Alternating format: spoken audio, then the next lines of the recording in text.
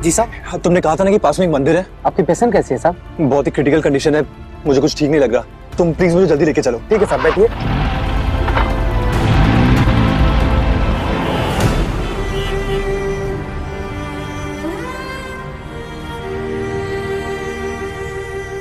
थोड़ा जल्दी चलो ना। चिंता मत कीजिए साहब, जल्दी पहुंचा दूंगा।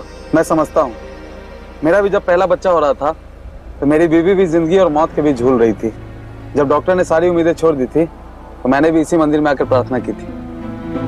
तो अब वो जिंदा है ना? जिंदा है और स्वस्थ भी साहब। उसके बाद एक और बच्चा पैदा हुआ हमारा। फिर तो झनक भी बच जाएगी ना? आपकी बीवी है ना वो। सारी दुनिया में अंधेरा छा जाता है जब खतरा आपकी बीवी पे आता है। और अब कहीं न कहीं ड्राइवर ही अनी को आज एक बीवी का महत्व बता रहा है, जिसे आज तक अनी ने पत्नी माना ही नहीं। दुनिया के सामने आज उसकी फिक्र हो रही है उसे। मायूस मत होइए साहब, वहाँ मंदिर में उनके नाम का पूजा कीजिए, देखना सब ठीक होने लगेगा। बस पूजा के फूल से उनके माथे को छूना आप। बस प्रार्थना करो कि वो बच जाए। मैं तुम्हारी तरह भरोसा कर ही नहीं पा रहा हूँ, लेकिन मैं चाहता हूँ कि वो बच जाए, उसे कुछ ना हो। लेकिन अगर डॉक्टर ये उम्मीद छोड़ देंगे तो? साहब, जब डॉक्टर सारी उम्मीदें छोड़ देते हैं तभी ऊपर वाला अपना काम शुरू करता है। साहब, आप पढ़े लिखे लगते हैं, अब मैं आपको क्या ही समझाऊंगा। साहब, अब आपकी बीवी के जिंदगी का डोर ऊपर वाले के हाथों में है। बस उनके नाम का पूजा कीजिए साहब, और भगवान के चरणों में फूल चढ़ाइए, वो जरूर उन्हें ठीक कर देंगे। हाँ साहब, एक बात और, बीवी के ठीक हो जाने के बाद आप उनसे दूर मत रहना, अपने पास ही रखना साहब। एक बार वो ठीक हो जाए ना, फिर मैं किसी की भी नहीं सुनूंगा, कुछ नहीं मानूंगा, उसे अपने से बिल्कुल दूर नहीं रखूंगा। मैं उसे कभी चोट नहीं पहुंचाऊंगा। और आज जब झनक जिंदगी और मौत के बीच जूझ रही है तो अनी को ये एहसास हुआ है। और अब झगड़ा हुआ क्या आप दोनों का साहब? हम दोनों के बीच भी होते रहता है, लेकिन हर बार मैं हार मानकर उसके पास चला जाता हूँ, क्योंकि उसके खोने का एहसास अभी भी मेरे मन में जिंदा है। साहब, उसके जाने के बाद मेरी सांसें तो चलती, लेकिन मैं अंदर से मर जाता। साहब, उसे घूमने का बहुत शौक है, लेकिन गाड़ी चला के कुछ ही पैसा कमा पाता हूँ। दोनों बच्चों को स्कूल भेजकर घर वाले को देखभाल करके कुछ ही पैसा बचता है साहब। लेकिन 2 ही दिन से ही घुमाने जरूर ले जाता हूँ साहब, और पैसों का इंतजाम भी हो जाता है साहब। अब कोई दिक्कत नहीं है साहब, मेरी बीवी बहुत अच्छी है। मेरी भी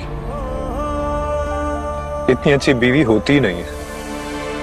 साहब, अब भाभी से बहुत प्यार करते हो ना, आपका यही प्यार मरहम बनकर उन्हें ठीक कर देगा। तब उन्हें एहसास होगा साहब कि आप उनसे कितना प्यार करते हैं। नहीं, तुम्हारी भाभी ये कभी नहीं समझेगी कि मैं उनसे कितना प्यार करता हूं, क्योंकि मैंने कभी समझाया ही नहीं। पर इस वक्त अनी के पास सिर्फ आंसू हैं झनक के लिए बहाने के लिए। प्यार का एहसास हुआ भी तो कैसे? पापी हूं मैं, बहुत गलत किया मैंने उसके साथ, लेकिन वो ऐसी नहीं है, बहुत अच्छी है वो। ऐसी लड़कियां इस दुनिया में होती ही नहीं है। उदास मत होइए साहब, अगर आप इतने बुरे होते तो अपनी बीवी की इतनी चिंता नहीं कर रहे होते। उनके भले के लिए मंदिर जा रहे हैं आप। चलिए साहब, पहुंच गए हम लोग। Thank you. एक्सक्यूज मी, मुझे पूजा का सामान चाहिए। अभी तो मंदिर बंद हो रहा है, बड़े पंडित जी आएंगे तो वही खोलेंगे। देखिए प्लीज मना मत कीजिए, बहुत जरूरी है। मेरा कोई अपना बहुत बीमार है, पूजा करवानी उसके नाम की। ठीक है, ये लीजिए। Thank you so much.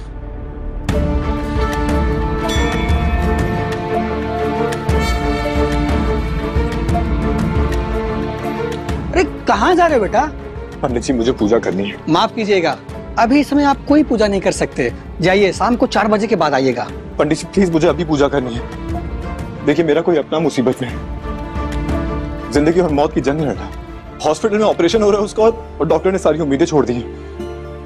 और पंडित जी, मैंने सुना है कि इस मंदिर में आके अगर कोई दिल से प्रार्थना करता है ना तो चमत्कार भी हो सकता है, इसलिए मैं यहाँ पे आया हूँ। देखिए ना, मेरे पास सारी सामग्री भी है, प्लीज मुझे जाने दीजिए। ये तो ठीक है बेटा, पर मंदिर के भी कुछ नियम कानून होते हैं। अभी देवताओं के आराम करने का समय है। और अब अनी भी उस भगवान की तरफ देखता है।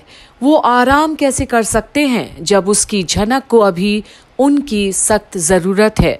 वो तो ओवरदानी है। आप 4 बजे तक रुकिए। जब तक बड़े पंडित जी नहीं आएंगे तब तक पूजा शुरू नहीं होगी। 4 बजे के बाद जिसके नाम की पूजा करनी होगी आप मुझे बता देना, मैं स्वयं आपकी पूजा कर दूंगा। नहीं पंडित जी प्लीज, मैं बस कुछ देर पूजा करके निकल जाऊंगा प्लीज। अरे बेटा, समझने की कोशिश करो। अपने आसपास देखो, कोई दिख रहा है? नहीं दिख रहा है ना? वर्षों पुरानी ये परंपरा है, इसको हम तुम्हारे लिए कैसे तोड़ सकते हैं? और अब अनी रुआंसा हो जाता है। पंडित जी ऐसे कैसे उसे रोक सकते हैं? इस वक्त परंपरा की बातें क्यों? आप पूजा नहीं करेंगे तो मैं करूंगा जाके। बेटा, ये तुम ठीक नहीं कर रहे हो। अगर लोगों को ये बात पता चल गई तुमने देवताओं के आराम करने के समय में इस मंदिर में पूजा की है तो हाहाकार मच जाएगा, तुम यहाँ से जा भी नहीं पाओगे। प्रणाम पंडित जी। ये बेचारे बहुत परेशान हैं। परेशान है तो हल्ला मचाएंगे। अगर मैं एक आवाज कर दूं तो सैकड़ों लोग यहाँ आ जाएंगे और यहाँ पूजा तो क्या, देव दर्शन भी नहीं करने देंगे। मैं समझता हूँ पंडित जी, पर आप भी समझने की कोशिश कीजिए। इनकी भी मजबूरी होगी, इसलिए ये चिल्लाए होंगे। इन्हें पूजा करने दीजिए, अगर आप अपने नियम को नहीं तोड़ सकते हैं तो। ठीक है, लाओ ये सामग्री मुझे दे दो और जिसके नाम से पूजा करनी है उसका नाम लिखा दीजिए। 4 बजे के बाद आ जाना, पहली पूजा आपकी हो जाएगी। नहीं पंडित जी प्लीज, मुझे अभी पूजा करनी है, आप समझ ही रहे। मुझे नहीं पता कि 4 बजे के बाद वो जिंदा भी रहेगी या नहीं। उसके बाद आप उसके नाम की पूजा करेंगे तो क्या हासिल हो जाएगा? और अब पंडित जी एक हताश आदमी को अपने सामने पाते हैं। उसकी मजबूरी को नजरअंदाज भी नहीं कर सकते। बहुत बड़ी परेशानी है, इसलिए तो आया है आज वो भागे भागे भगवान के द्वार पर। नहीं तो ऐसे लोग कमी आते हैं मंदिर की सीढ़ियों तक भी। देखिए, आप नियम नहीं तोड़ सकते। आप इस मंदिर की पुजारी है ना, लेकिन मैं तो नहीं हूँ। मैं तो पूजा कर सकता हूँ। आप खुद पूजा करेंगे, वो भी बिना किसी पुरोहित के? हाँ, अगर मैं दिल से शिव शंभू से प्रार्थना करूँ तो क्या वो मेरी नहीं सुनेंगे? मैंने बोला ना, इस मंदिर में 4 बजे के पहले कोई भी पूजा नहीं होगी। ये महादेव के आराम करने का समय है। जब तक बड़े पंडित जी नहीं आ जाते तब तक कोई पूजा नहीं होगी। पंडित जी मैं समझ गया, आप उन्हें डिस्टर्ब नहीं करना चाहते, लेकिन मैं तो पूजा कर सकता हूँ ना। देखिए, भगवान तो हर जगह होते हैं। क्या मैं गलत कह रहा हूँ? मैं भी देखना चाहता हूँ कि भगवान मेरी प्रार्थना सुनते हैं या नहीं।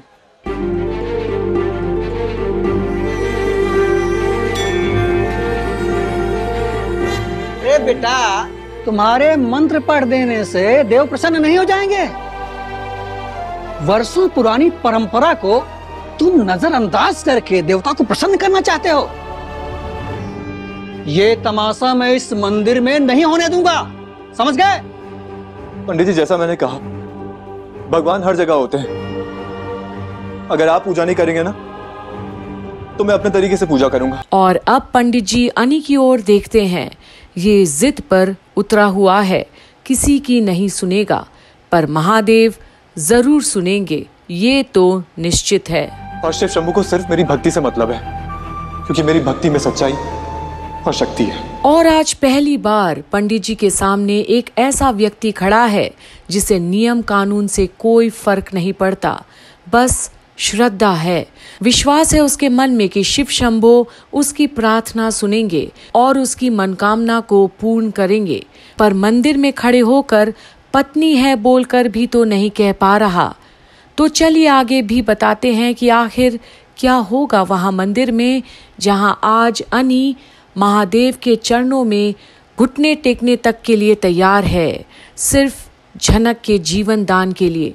देखते रहिए और बने रहिए कंप्लीट बॉलीवुड पर, जहां आप तक हम पहुंचा रहे हैं झनक की आज की सारी अपडेट्स। क्योंकि मंदिर जाने से कुछ नहीं होता जब तक आप किसी को जिसको दिल से चाहते हैं उसे भगवान के सामने भी स्वीकारते नहीं, उसे वो दर्जा नहीं देते जिसकी हकदार है आज झनक।